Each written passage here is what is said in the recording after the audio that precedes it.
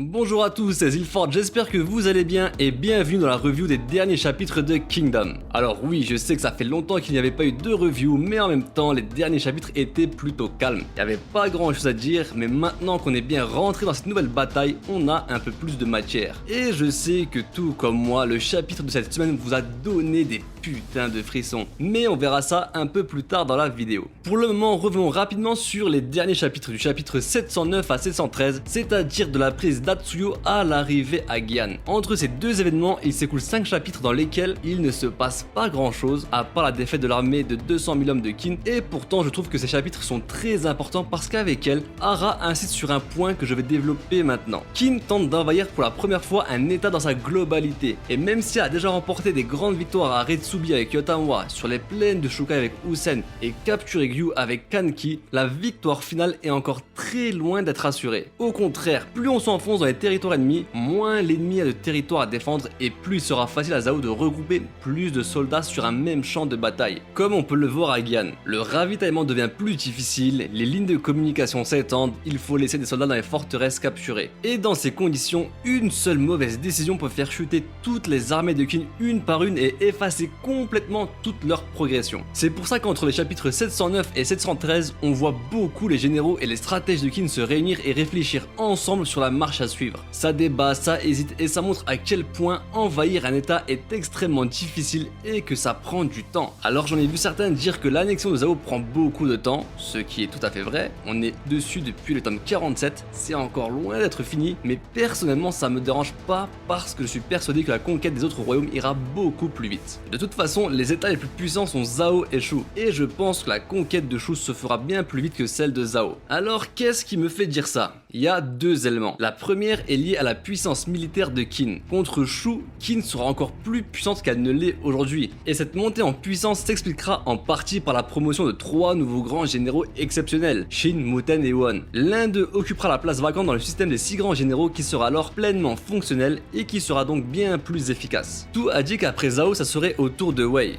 Go Mei d'ici là aura peut-être réussi à conquérir Han, et donc ouais, je pense que ça laissera assez de temps au trio pour devenir des grands généraux. Si l'un d'eux ne meurt pas entre temps, bien sûr. Ou Han, fais attention à toi. Le deuxième élément qui me fait dire que ça ira plus vite contre Shu, c'est tout simplement la géographie. Donc pendant le règne de l'arrière-grand-père de Sei. Et on remarque que Shu est une immense plaine. Ce qui me fait dire que contre Shu, tout va se jouer sur 2 ou 3 grandes batailles, mais de très grande ampleur. Que ça sera pas comme contre Zhao, où Riboku exploite pleinement le paysage montagneux de son état pour ralentir les armées de Qin. Bref, on a ensuite eu le discours de Riboku qui fait évidemment écho au fameux discours de Sei à Sai. Sauf que maintenant les rôles se sont complètement inversés, c'est maintenant Qin qui se trouve à la gorge de Zhao. J'ai trouvé Riboku particulièrement habile dans son discours, d'ailleurs il va utiliser les mêmes procédés que Sei pour stimuler la combativité de la ville. Au début, il dira aux gens qu'ils sont les derniers remparts de leurs états et que sans eux, l'état va disparaître. Mais après, ils ajouteront que s'ils ne gagnent pas, leurs proches se feront massacrer, ils deviendront des esclaves, etc. Et ça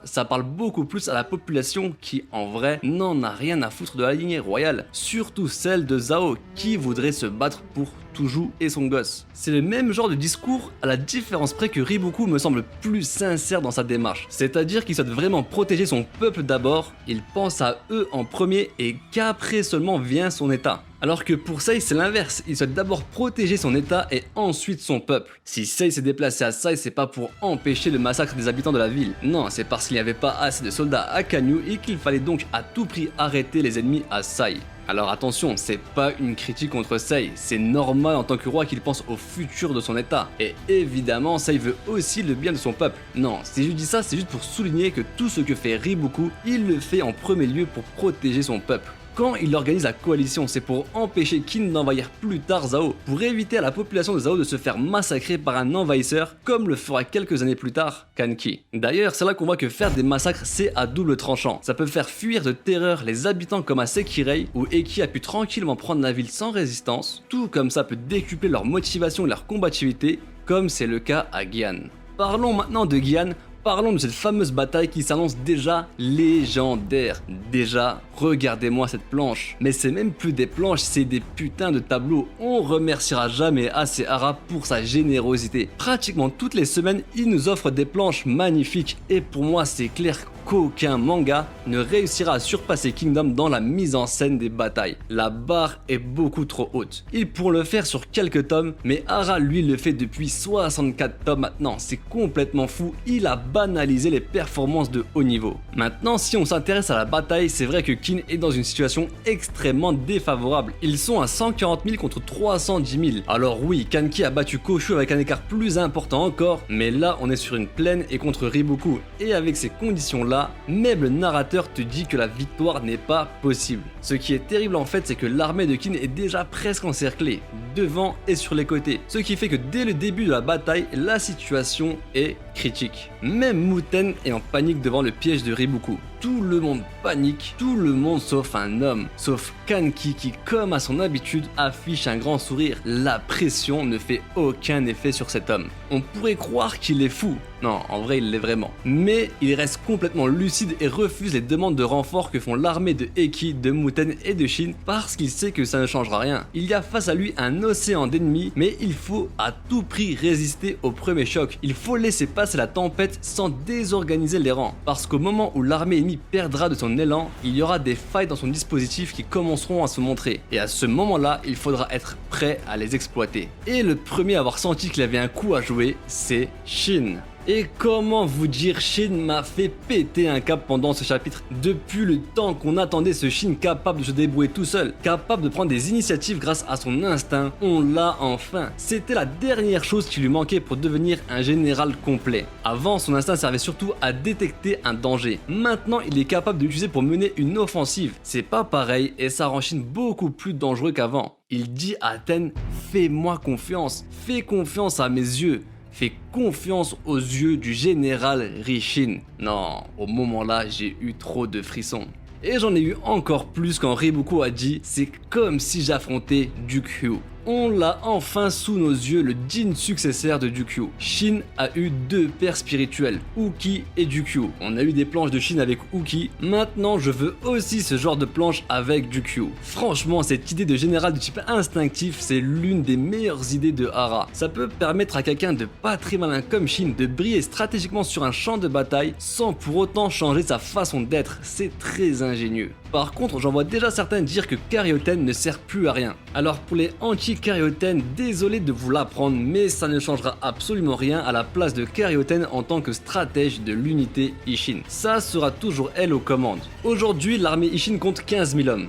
Demain, il y en aura 100 000. L'armée se décomposera sûrement alors en 3 parties avec un centre, une aile droite et une aile gauche. Et pour chaque partie, il faudra un leader. Alors il est évident que deux d'entre eux seront Shin et Kyukai, et c'est pour ça que c'est important que Shin soit capable de prendre ses propres décisions sur le front, où il sera tout seul sans stratège à ses côtés, mais il y aura toujours derrière un QG avec Karyoten aux commandes pour coordonner le centre, l'aile droite et l'aile gauche. Par contre, ça laisse une place vacante. Admettons que Shin dirige le centre et Kyukai l'aile droite, ça laisse une place libre pour quelqu'un sur l'aile gauche. Pour l'instant, je vois personne dans l'unité Ishin capable de devenir un général capable d'assumer ce rôle, sauf un Naki. On sait pas grand chose sur lui, mais il m'a l'air très prometteur. Ou alors on aura une nouvelle recrue, on verra bien. En tout cas, Riboku faisait le malin à dire qu'il a trouvé la faiblesse de Kanki, mais moi, aujourd'hui, je pense qu'avec ce chapitre, on vient de confirmer la faiblesse de Riboku. Je pense que la faiblesse de Riboku réside dans son incapacité à pouvoir prédire les actions des généraux de type instinctif. Riboku est quelqu'un de très rationnel, c'est un très grand stratège qui peut prédire pratiquement tout ce qui est dans le domaine du logique. Par contre, face à des adversaires de type instinctif qui eux prennent des décisions qui défient toute logique, Riboku peut se faire acculer.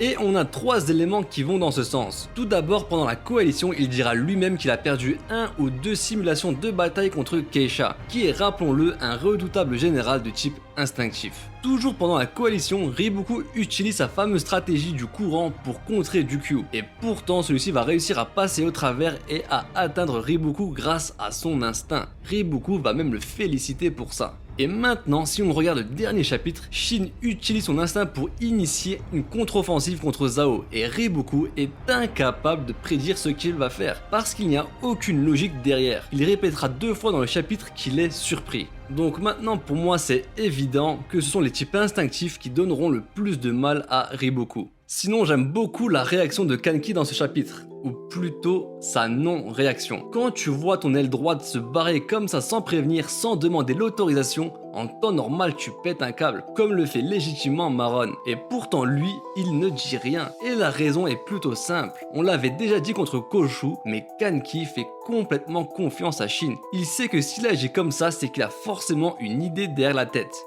Donc il est comme nous, il attend de voir ce que ça va donner. En tout cas, j'ai hâte de lire les prochains chapitres, j'ai hâte de voir le duo Shin-Muten se battre ensemble, j'ai hâte de voir comment Kanki va réagir face à l'attaque sur son armée. L'arc vient seulement de commencer et je suis déjà totalement à fond dedans. Voilà. C'est sur ces paroles qu'on termine la vidéo, j'espère qu'elle vous aura plu. Dites-moi comme d'habitude ce que vous en avez pensé dans les commentaires, ça me fait toujours plaisir de vous lire et je vous dis à la prochaine. Ciao.